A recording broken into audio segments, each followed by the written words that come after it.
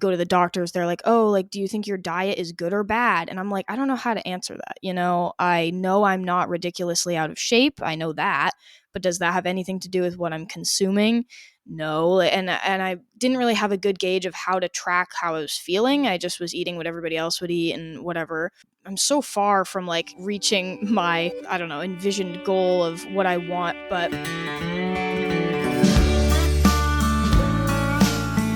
What is up, everybody? And welcome back to the Schooling Struggle Podcast. It is our belief that the only guarantee in life is that we are all going to struggle. And how we choose to embrace our struggles is what empowers us to become the best versions of ourselves. How is it going? My name is Pete, coming to you from Heartland, Vermont. And I'm so pumped for tonight's conversation.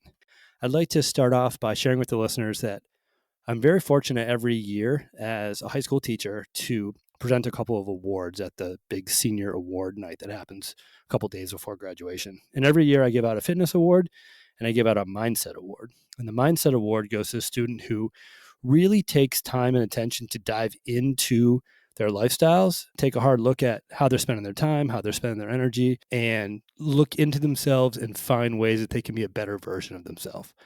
This year's mindset award winner is the guest on our show tonight.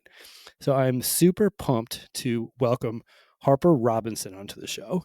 She's constantly looking inward with all the aspects of life and health and wellness and lifestyle, such as mindset, exercise, sleep, nutrition, connections. It's been really inspiring to get to know Harper and to spend time around her. The questions she asks blow my mind. The mature thought process in which she goes about her day is really impressive. And I've really, really enjoyed having so many meaningful conversations with Harper over the last year. And this year I chose the award to go to Harper because of the constant inward work that she has done over the last year and that she continues to do. I'm very, very impressed with this young woman. And I do not say this lightly when I say that I hope that my daughter embraces the same virtues and characteristics of Harper Robinson. Welcome to the show, H-Rob. What is up? hello. I'm really happy to be here. Thank you so much for having me. I will tell the listeners that where I grew up in the 90s, someone's nickname was the first letter of their first name combined with the first syllable of their last name. So many of my students get a mid-90s nickname, and Harper Robinson, to me, will always be H-Rob. So this has been in the works for a while, H-Rob. I asked you many moons ago, long before your graduation, hey, after you graduate, because I don't have current students on the show, after you graduate, would you be willing to come on the podcast? And you looked at me, you're like, I think so, but that sounds like it's way outside of my comfort zone. And I'm like, that's exactly why I asked you to do it, because I know that you are willing to go outside of your comfort zone. You and I have had so many wonderful conversations over the past year. You've asked my opinion and picked my brain about all things regarding the 5 pillars of health, nutrition, exercise, sleep, mindset, connections. And I feel that you are someone who's dug really deep and done a lot of work to strive to be a better version of you. It's so, so cool to have you on the show. Yeah. So before we get into tonight's conversation, I'd love for you to please set the context for tonight's conversation by just giving us a little background about yourself. Yeah, no problem. Harper Robinson. I'm 17. I just graduated from Hartford High School. I currently live there in Wilder. I guess some of my hobbies and interests would be definitely softball, and I really like to read and write. I'm generally just interested in like working out, going for hikes.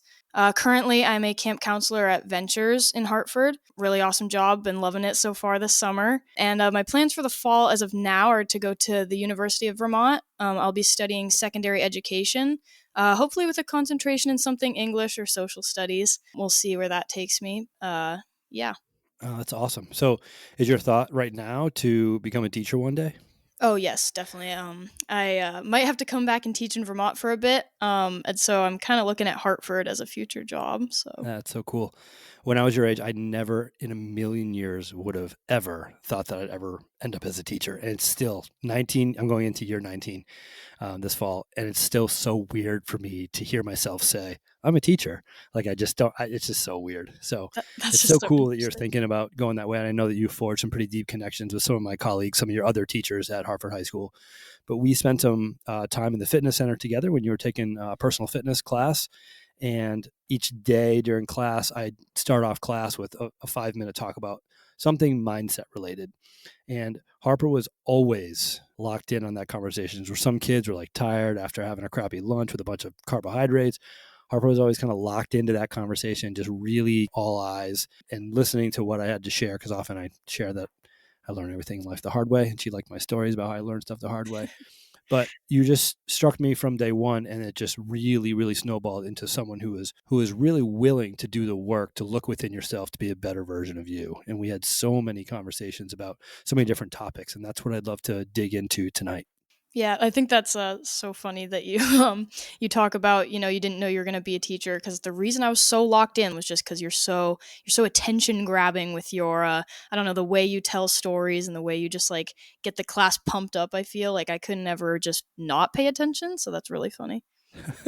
That's things. I think you're in the minority when it comes to that. I think most students are happy to close their eyes and go to sleep while I'm talking. So I was grateful for your attention in class. Before we get into it, you mentioned that you are working at Ventures Camp. And for those that don't know what that is, that don't live in our area, that's a day camp for kids. What ages? Kindergarten through like fifth or sixth grade, something like Yeah, that? it's around like first to fifth, but I work with the little kids, so like up to 9 years old at max.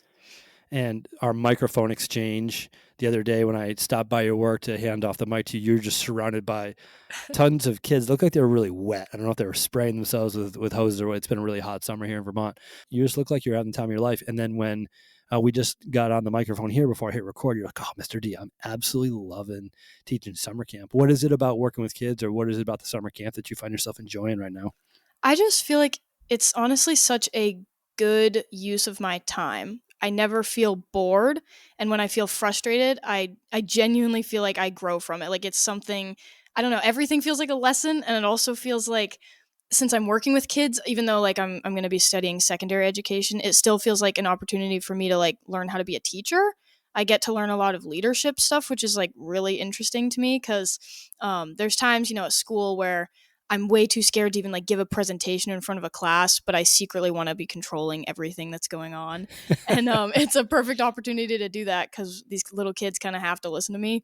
And meanwhile, I get to play like wiffle ball with them. So it's like hilarious and super fun. So yeah. Some of your coworkers are students of mine as well. And when I found out they were working at the Ventures Camp this summer, I said, listen, I taught kindergarten through fifth physical education for 12 years. Here's the only two things you need to know about working with young kids. One, you have to be totally fine repeating yourself. Don't get frustrated if you have to repeat yourself over and over and over again, saying the same thing over and over and over So again. true. And then you just can't take anything personal, right? Anything that a kid does to treat you a certain way is not a reflection of you. It's a reflection of their life experience up to that point. And I think if anyone's going to be working with kids, that's my advice: is be willing and be okay with repeating yourself. And if a kid treats you a certain way, don't take that personal, because it's not how kids operate, even though it often feels and seems that way. No, that's so true. So what you been working on? You and I have had so many conversations about the 5 pillars of health. So sleep, we've talked about nutrition, we've talked about exercise, we've done a lot of mindset work, which is why you are the winner of the Mindset Award. I just felt we're really, really willing to venture outside your comfort zone to be a better version of yourself. I know you're not comfortable talking to this microphone right now, but you're doing it. This is proof. And we've talked about connecting with other people. So when you said, what do you want to talk about tonight? I said, I just want to take a dive into any or all of those areas of life where what you've been working on, what you've been learning, what you're curious about. I mean, I have ideas of where I think that we could start, but I wanted to put it on the table and see, what do you think? No, that'd be awesome. I honestly jotted down a few things, and when I say a few, like I actually have 3 or 4 pages of notes. And I will not be bringing up everything, but I guess the thing that I've noticed now since I've been like out of school, honestly, like keep some of my habits that I built, especially while I was in your class, like not even just throughout the year, but like what we were doing. And like one thing that I think I've mentioned to you before in class is like our stretching routine. And I cannot ever be grateful enough for that stretching routine, which sounds so ridiculous, but is it Tabata? Is that like part of it? That's what it's called. Yeah. So have you been using like those songs like from streaming platforms? Well, so I personally I don't use that, but I use like the exact like time measurements and stuff. Like I do the same exact routine as much as I can. I at first I was slacking when the summer began, but I noticed that I missed it and my body missed it. I was randomly warming up for like these softball tryouts for little kids. I was doing the like nutcracker, kick up to your hand. And I had talked to you about how just over the semester, just us doing those every day, I was able to kick so much higher than I ever had. And I noticed I was back down to like my first ever level of like kicking. I could barely get to my hand, and I was like, "Oh no, what have I done?" Like I I haven't been consistent with that stretching routine. And so I've just found it like so interesting. So ever since I started doing that again, it's working its way back up. It's not quite at its prime yet, but I don't know, that's made me think a lot about consistency and like creating habits and stuff. And it's made me, ponder a lot about what habits I really want to create for myself as I go to college and what I want to stick with and like what I've learned here. And I guess, I don't know, I could ask you a bazillion questions. I'm going to interrupt you right there Yeah, because do there's it. two things I want to touch upon before you move on. First one is just to give the listeners a little context. We always start class with that mindset piece that I talk about, and then we go into a warm up. I think warm up is kind of a cheesy word to use to prepare for a workout. So I like to use the word preparation because warm up is like this willy nilly thing that you have to do. But preparation is like, oh, I'm preparing to go do this thing, right? We do an active warm up where so it's not just a passive. You're not just sitting there holding a stretch and counting to 10 like we did in the 80s. It's more of a dynamic warm up where our body's moving. And what H. Rob is referring to is we'd stand, we'd lift one leg, we kind of kick up, and then you touch that leg with your opposite hand, whether you touch your knee, your shin, your ankle, or your toe. They're often called to in the fitness world as Frankenstein. So think of like Frankenstein walking and picking his feet up really high, like as high as his shoulders as he's walking one step at a time. Part of the reason why I do that is I call it the bridge. So you're taking a bunch of students who are just sitting in another class for an hour and a half, and now they're moving. And many humans don't want to just go from like completely sedentary to like all out exercise. So I call it the bridge because it kind of starts to warm up our body and warm up our mind for movement, or prepare our body and our mind for movement. I, as a child, had a friend who was incredibly intelligent, went on to become a Harvard professor and a surgeon in Cambridge, Massachusetts, which is where Harvard is. We talk about health and wellness all the time. And he was saying, if everyone in our country were to stretch either passively or dynamically for 20 minutes a day, the health of our country would skyrocket.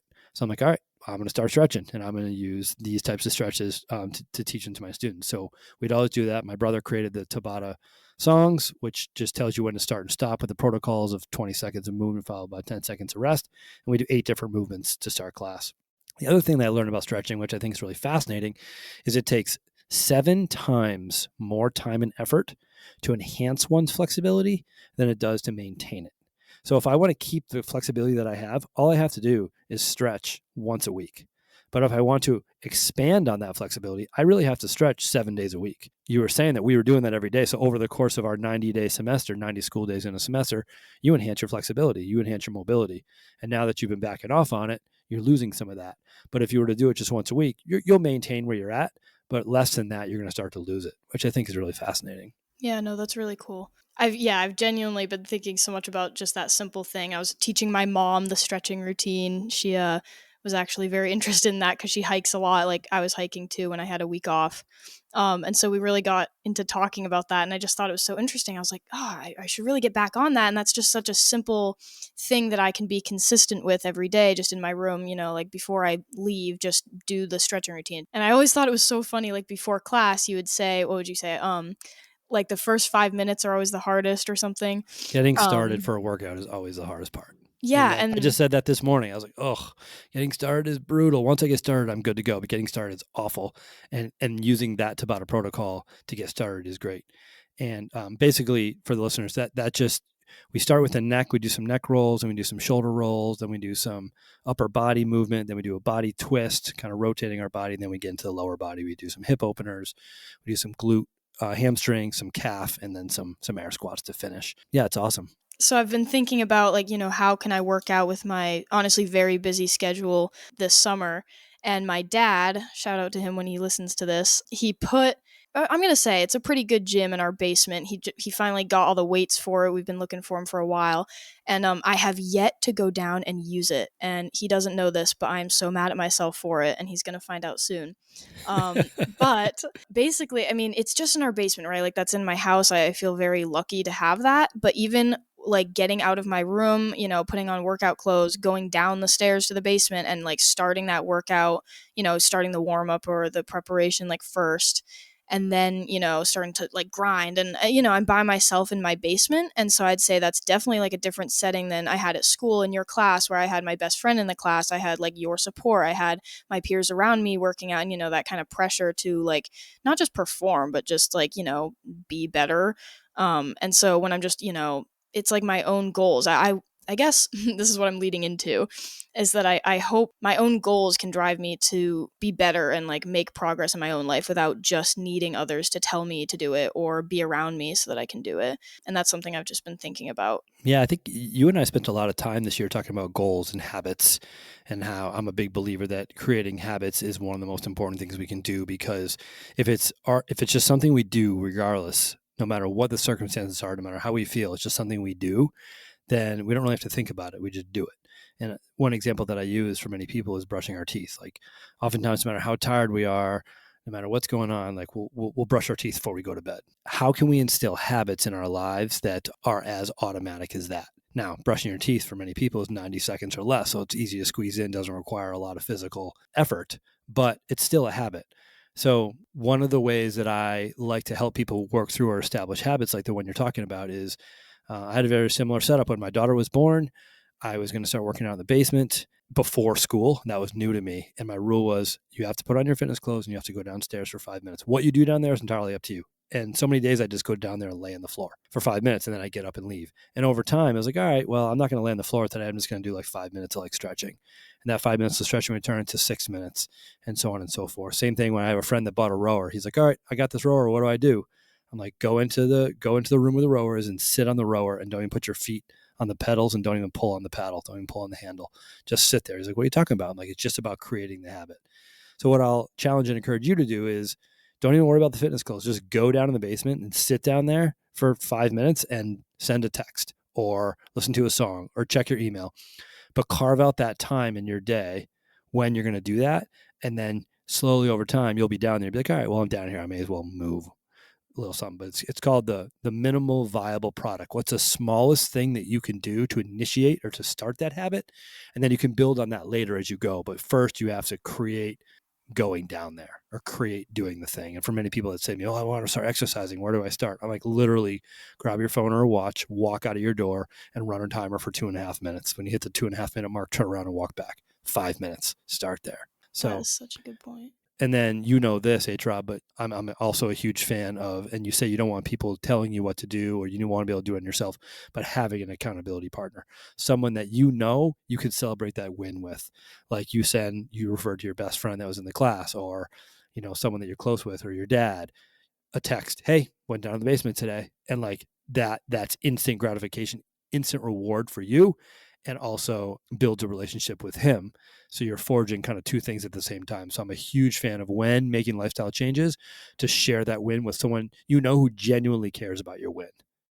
Yeah, no, that's a really good point. I think, yeah, that's definitely like a benefit that I had during the school year too. Was just, I mean, I had your class, but like also just, everybody around me is there. I mean, not everybody, but like my teachers especially are there to support me. And I was able to, talk about whatever my goals or current things going on in my life were. And, that was like a constant, because it was, 7 hours a day that I was around that type of energy. I don't know. I think that's definitely a big difference that I've always had in the summer, but it's weird this summer. Like I'm actually, I'm realizing I have to kind of take things seriously into my future if I want to actually like build stuff up and be different in a better way. Yeah. Um, Getting back to the school thing real quick, I'm sure you didn't wake up in the morning like bright-eyed and bushy-tailed, ready to attack the day and be like, hey, let's go. I'm going to have my Cheerios and have an amazing day. You're in high school. I know how it is. You probably woke up, you're like, oh, I just got to get to school. And then once you get to school, things kind of start to take care of themselves. I think that's a really good mantra to have. Is like, I just need to take that first step. yeah. I'm not going to build the entire snowman now, but I am going to make the snowball and roll it a little bit. Yeah, no, that's definitely so true. I was gonna talk about one habit that I've noticed that's changed, at least within the past few like months, is, like when you're just bored and you go into the kitchen just to be in the kitchen. Maybe you don't. You might not be the right person to ask this question. But I know that that's definitely a thing that, my family and friends have told me they do as well. And I've always just said, oh, it's boredom eating, it's boredom eating. And that's always been a thing as a kid. Like, don't eat if you're bored, Harper, like, eat if you're hungry, whatever. And so it's been kind of weird to feel as a teenager because I'm like, okay, I should know my emotions. I should understand I'm bored and I'm not hungry. And I was still kind of filling that space with walking into the kitchen. And I was like, well, if I can't really change that, like I could at least change the food I eat if I go into the kitchen. And not that I'm saying, oh, yeah, I should still overeat or whatever. But I've noticed that I've limited, first of all, my selection of like food from the grocery store to not being like chips or anything like that anymore. Nothing that really goes in the cabinets is what I would say. So, like, granola bars or whatever. I mean, I would say fruit snacks. I don't eat those, but like stuff like that. So like processed foods from airtight containers Yes, or exactly. processed foods from sealed bags. Yep, Okay, exactly. awesome. That's huge. That's like better than 95% of the people in our country. Go ahead. Yeah, and so instead of that, I would fill it with, honestly, this is gonna sound so ridiculous, but opening the fridge. And what that allowed me to do was either look at all the leftovers that I genuinely was not craving. I did not feel like, the boredom eating doesn't make me, want to prepare a meal. It makes me just want to sit down and quickly, satisfy myself. And so, like, I guess it's not about, heating up the pizza from last night. It's about, like, finding something quick to snack on. And so I would turn that into eating like baby carrots or like whatever fruit we had like cut up previously. And so it honestly improved my household snacking, like my boredom eating, because if I was bored, I would eat, grapes or watermelon or definitely baby carrots I love for no reason. And so it's honestly improved a lot, and it got to the point where I'm not like craving baby carrots, and I think obviously that has something to do with like the sugar intake, and we could talk all day about like addictions to sugar, but like you And know you and I have talked all day about that with yes, certain exactly. classes. Yeah. Yeah, and so once I replaced my, Dorito snacking with baby carrots, I was no longer just wandering into the kitchen as often, and when I did, I was opening the fridge, seeing what I liked. If I didn't find anything, I was actually getting a lot better at, having a cup of water, or I would eat baby carrots or fruit. And I think like that has genuinely been a massive change that I didn't notice at first because it's been so gradual. But I've been looking in the cabinet, and like my parents say, write stuff on the grocery list or whatever. And I don't find myself writing anything but trail mix, and that is my one cabinet thing. And I think that's so funny because the rest are all just like fresh stuff, and that was not me like 6 months ago. That's so awesome. Yeah. It's so cool that you have a family that's willing to support that. And I know that when we first initiated these nutrition conversations, and the reality is the majority of our conversations have been about mindset habits and nutrition habits. Like, I think you have the exercise thing locked down pretty well. Doesn't sound like sleep is a major deterrent for you, like it is with a lot of the students Yeah. that I teach. And it seemed like our conversations often came back to habits of food. And it's really, really neat to hear that you've implemented that in your life. So I guess I'll ask you, why did you make that change, and what were the first steps you made that you put into place for that?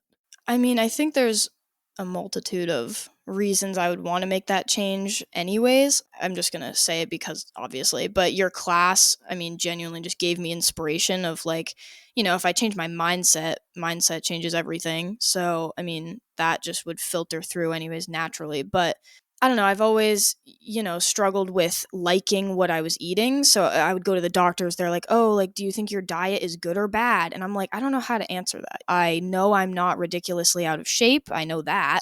But does that have anything to do with what I'm consuming? No. And I didn't really have a good gauge of how to track how I was feeling. I just was eating what everybody else would eat and whatever.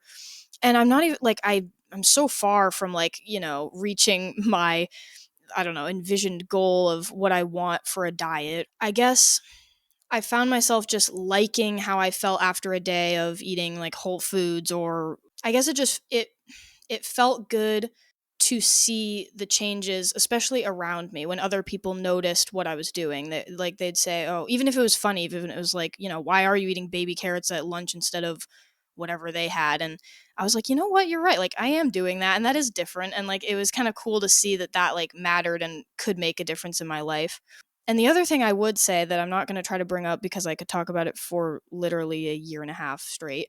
But when I went to Peru, and I noticed how the food there, I mean, I had never had less like stomach issues, never had any less like just general feelings of like I just felt awesome. And like obviously that experience itself, oh, you might want to give context for this, but the experience itself would clearly make me elated. But I couldn't believe the food that was in the stores or in my house when I got back. And I'm not even trying to say like, God, my parents have the worst taste in food, but I got back and I just couldn't believe that I had been so used to those things.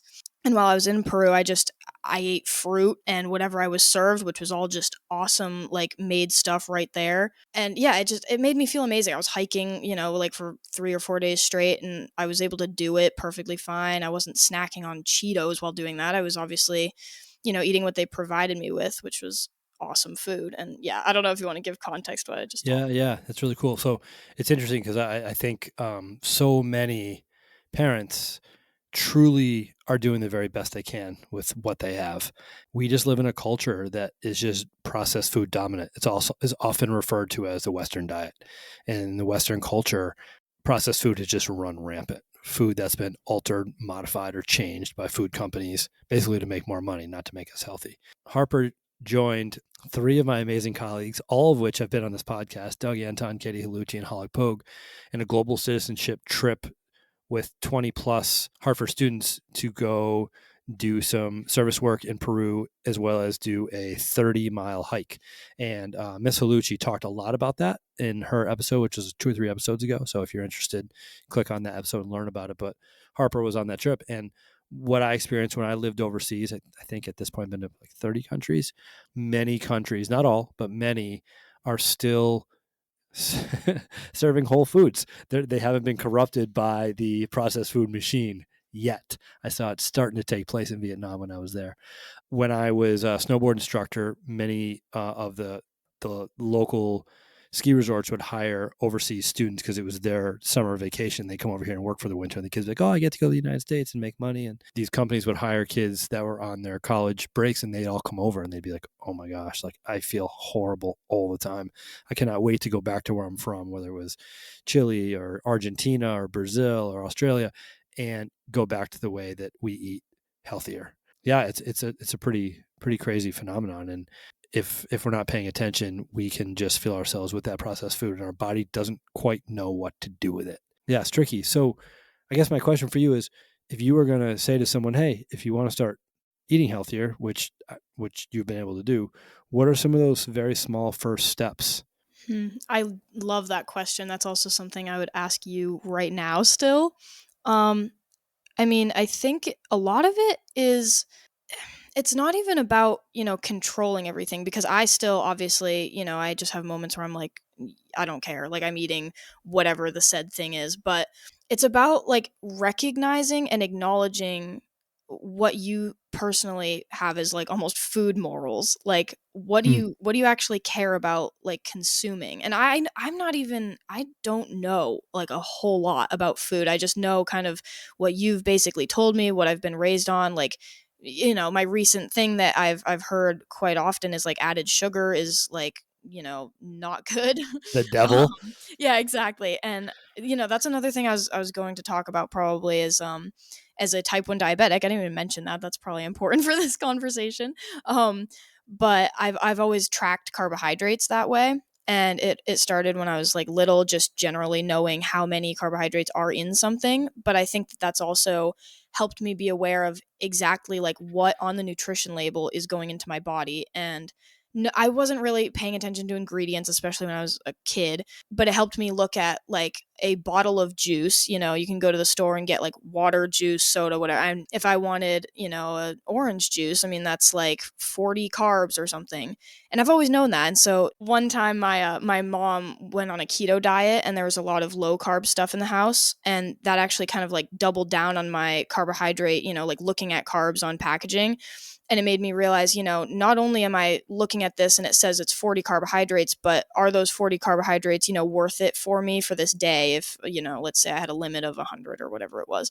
But so that kind of made me realize like what I wanted to consume based on like what was inside the label and like how many carbs.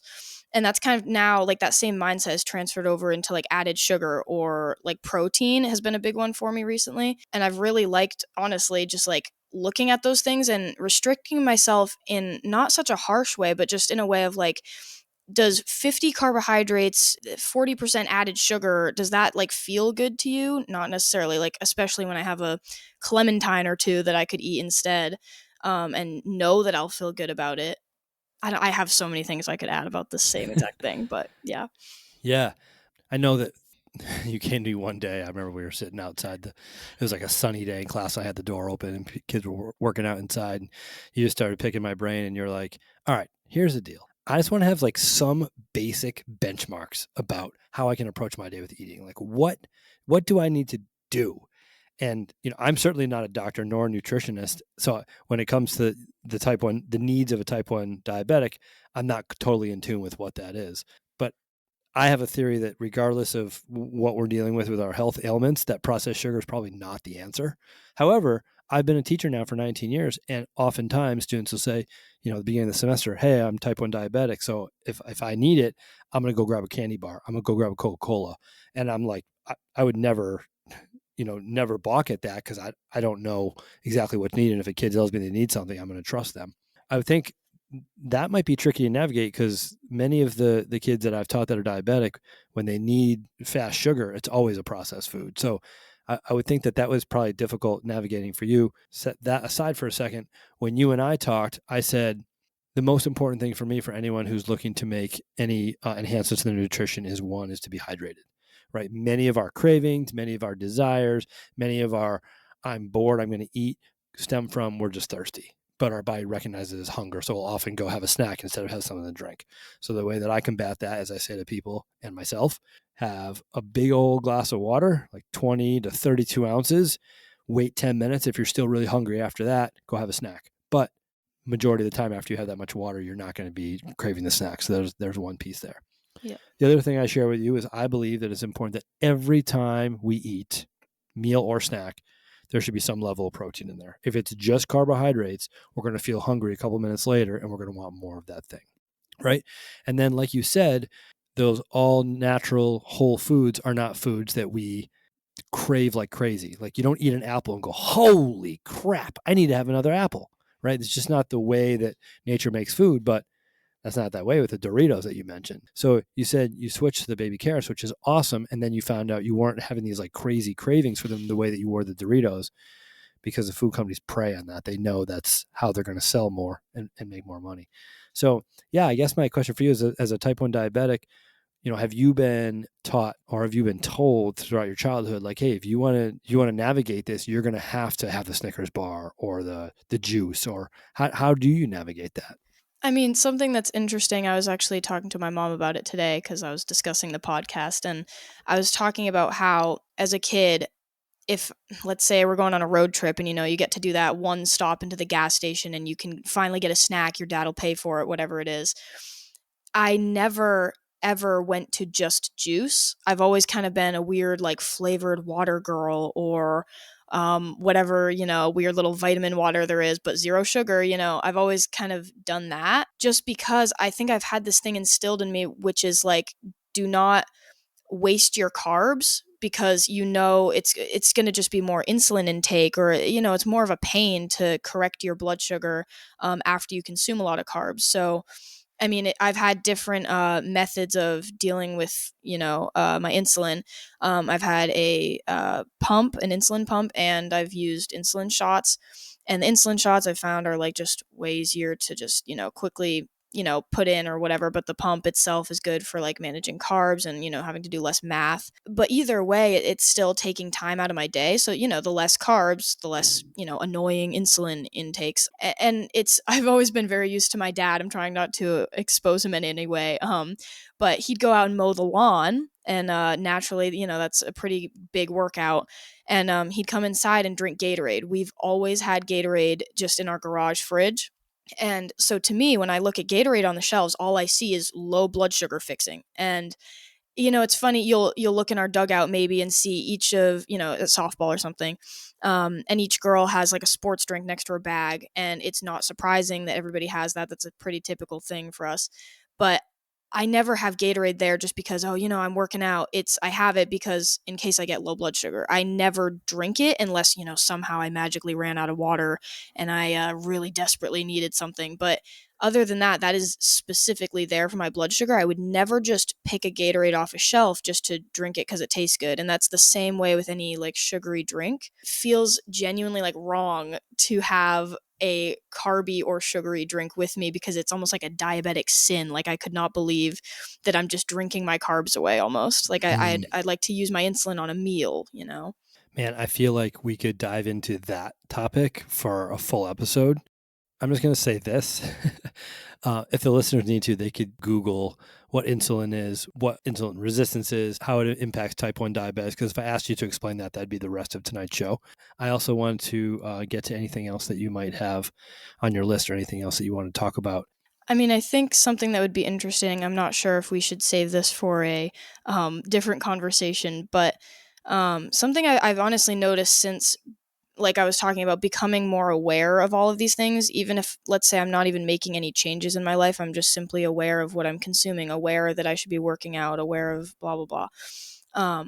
Something that I find myself doing now is almost having these mini battles in my mind every time I go to make a decision that has to do with like my health in some way. So things like, if I've been on Instagram for too long, I say too long already, but if I've been on Instagram for an hour, is that too long or is that okay? Is it okay that I almost take, a break because let's say I worked out that day, and we've talked about kind of that like, treat like reward system. So like let's say I go for a run, and then does that mean that I can go out and get Starbucks? Sweet Yeah, treat for all the kids out there. Sweet treat. I exactly. know the terminology. I just want to tell something funny right now. I was thinking of ideas that I could give you for the name of this specific episode, and I was like, oh my god, I should totally call it like battling the sweet tree era. And I thought that was so funny, but that was at like 11 p.m. like 3 days ago, and I've now rethought it. But it's still there. So like stuff like that. Just in general, like I have these like every single day. It's just like little moments where I'm like, oh god, should I do this? Should I do that? And I hate using the word almost deserve, but I've found myself saying things like that. And that's something that I know I want to avoid, but I know that I still want every decision I make or most of them to align with my future goals. And that's just something I thought I could bring up. Oh man, there's so many ways that I can respond to that. I think I'll start with this. All positive lifestyle changes have to begin with awareness. Right? So I look at my role in your life and the other 499 kids in our school. My role is to plant seeds of awareness in your brains. And if I've done that and nothing else, I've accomplished my mission. Do I see those seeds sprout? Yes. And kids like you, I absolutely do. Some kids' seeds don't sprout until many, many years after high school. And some of them reach out to me and say, yo, Mr. D, I didn't realize what you were talking about when we were in class back when I was 17, 18 years old. Now I'm 25 and I am married with a kid. Now I get what you were talking about. And that's just so cool. And some of those seeds I'll never see sprout, and some of them might not sprout at all. But I say this because the fact that you have the awareness is the first step. And so many people, me included, we go through life doing these things. Things are getting our attention that we're not even aware of. I go to text my mom, and the next thing I know, I've been scrolling on Instagram for 35 minutes. I go to check something out, and then I'm buying something that I don't even need on my phone, something like that.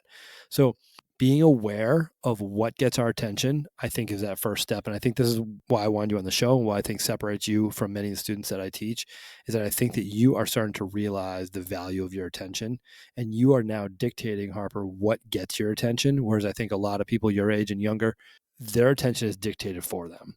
Their friends play video games, so they play video games. Their significant other, their boyfriend or girlfriend wants to go do this and hang out with this group of people, so they go do this and hang out with this group of people. Their boss tells them that they have to do this. Their coach tells them they have to do that. Their best friend tells them they have to do this. Your parents are all these different factors are playing in on it. And at some point, we start to recognize, holy crap, what is actually getting my attention during my waking hours? That makes me who I am. So for you to say, oh, I have this awareness, but I'm just having a hard time dealing with it, is the first step. And any change has to go in this order: awareness, intention, action, right? So you have the awareness now and you're starting to recognize that within yourself. So next would be the intention. What can I do? What are the options? What is within my control to take that next step? And then the action will be taking that next step. So I need to eat less processed foods. I need to eat more whole foods. There's the awareness, the intention. Let me make a list of the whole foods that I will eat that are really convenient, that don't take a bunch of time for me to make. Holy crap, baby carrots. All I have to do is open the package and put them in my mouth. Bingo. Okay, now I have that. I have the awareness. I need to eat better. I have the intention. I need to buy baby carrots. I need to put them on mom and dad's grocery list. Boom, mom and dad come home from the store. There's baby carrots in the fridge. Here's the action. I'm going to say no to the Doritos, yes to the baby carrots, and now I'm making progress. So I think that you need to give yourself credit for having the awareness and start to recognize this and be okay with that and not beat yourself up about it and start to think about, all right, I have this awareness. Now I need to create a plan. And what is a plan that's sustainable for me that I can follow through on? Yeah, no, that's definitely a good point. It's so hard. Like all your friends are going out. So I say this all the time. I learn way more from my students than they'll ever learn from me. And that is a fact. And you and I were talking about food one day and you're like, yo, Mr. D, you know what a sweet treat is? I was like, is that like a term? You're like, yeah, it's when you go out and you get something sweet. I was like, all right, yeah, cool. You're like, so when my friends want to go for a sweet treat, I don't really know what to do. And then we kind of talk through that. But because of you, I now know what a sweet treat is. So thank you. No, that's so funny. I think like the biggest thing I've noticed is I'm at least recognizing that I want to shift my, I want to say values, but also like learning how to like prioritize. And maybe I don't know if what I want is to, find consistent priorities. So like, I mean, for example, like I prioritize sleep over nutrition, over exercise, et cetera, et cetera. But like I don't know if I want them to stay the same or if I want to learn how to change them without almost freaking out that I'm like, messing up my goals in some way. Like that's I guess where I'm at right now in this kind of like, shift that I'm going through. Yeah, I mean, you're about to step into a massive shift in your life. Like you've lived at home since birth. There's so many things that are attached to that, and you're about to step onto a college campus a couple weeks from now. And your food's going to be coming from a different place. Your sleep schedule is going to be out of whack. You're all of a sudden not going to know people in the way that you knew them in other places. So these 5 pillars are really going to be challenged. And it's important that we can apply them in a way that remains true to ourselves. So you're going to go to school and it's going to look like everyone around you has friends because they're all going to act like they know each other so well. They're so happy. They're really enjoying themselves. They're not lonely. And you're going to feel lonely as heck. You're going to feel like this isn't mom and dad's food and this isn't the gym that I'm used to working out in. And the stuff that I normally do on the weekends, I'm not doing anymore. All these things are about to shift and change for you and thinking about like what's important to you and what's going to get your attention. Is it going out with the people to go have, a couple beers at a keg party because they're the only people you know, because the only other option is sitting in your room by yourself. So you're going to be faced with these like tough challenges. And it's about what are your values? What are your goals? And how true can you stay to them? And then taking small steps toward them. Like, oh crap, I'm 3 weeks into school and I don't know anybody. Maybe I should look into one of those clubs. There's an outdoor, maybe there's a hiking club. I'll go hiking with people. I like hiking with people. Maybe there's people that are lifting weights together. Like I like lifting weights. Maybe I'll go do that. Maybe there's intramural softball. I played softball. So you're going to have to take steps to kind of fill those gaps in your life. And it's up to you to decide what's going to get your attention there. And that's going to be tricky. And I think deciding what gets our attention is of the most importance. And that's definitely stuff I've been thinking about is like, how this will all apply at college too. Cause I could be doing so much work right now to like, revamp my stretching routine in the morning, or like, let's say I start going to the gym at the school again or something. And I'm just going to have to completely rework that when I go to college, which I don't even want to say is a bad thing. It's honestly a really awesome thing that I Oh, get it's to like do such an that. awesome thing. It's Yeah. the chance to start anew and to take on a completely different endeavor and be forced so far outside of our comfort zone is so, so, so cool. And if I could have anything for the rest of my life that I've had once in my life, it would be a meal card to a dining hall. Oh my gosh. If I could have an eternal meal card to a dining hall, that would be amazing. I would love that. That's so far from real life. Oh, I had this card. I'm going to walk into this place, swipe it, and eat as much as whatever I want. That's incredible. That's awesome. I'm so curious. What was your like college staple, I don't know, meal or go-to food there? Oh, so the version of me that it was not the version of me that was in high school or college. The listeners of this show know that 4 out of 5 days in high school, I had 2 cheeseburgers, 2 chocolate milks, and a package of chocolate chip cookies every single day except sub day. And on sub day, I got 2 subs, 2 chocolate milks, and a package of chocolate chip cookies. So that was what I did in high school. And when I got to college, Lucky Charms for breakfast, pizza for lunch, ramen after dinner, late night snack. None of the version of me that like existed when I was your age. And that's why when students say to me, "Yo, Mr. D, you're asking me to do something that you couldn't do when you were my age," and my answer is, "You're darn right I am, because I want you to be a better version of you than I was when I was your age." No, that's so awesome. Oh my god. Yeah.